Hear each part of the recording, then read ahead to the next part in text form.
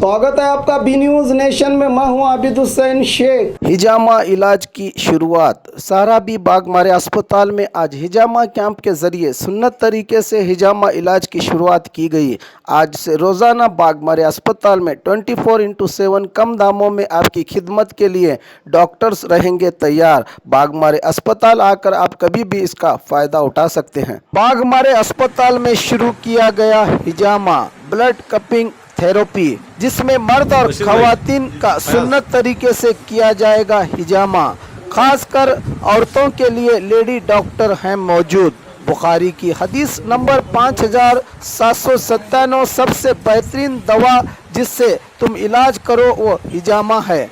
हुजूर सल्लल्लाहु अलैहि वसल्लम ने अपनी उम्मत को हिजामा से इलाज का हुक्म फरमाए हैं। तिरमिजी की हदीस।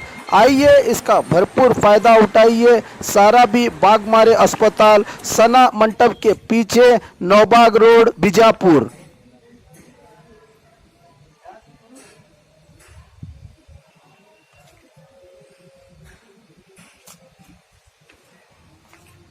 और खबरों के लिए देखते रहिए B news nation. B news nation के लेटेस्ट न्यूज़ों को अपने मोबाइल में देखने के लिए यूट्यूब में बी न्यूज नेशन के चैनल के सब्सक्राइब आइकॉन को दबाएं और फिर बेल आइकॉन को दबाने पर आप लेटेस्ट न्यूज़ों को देख सकते हैं।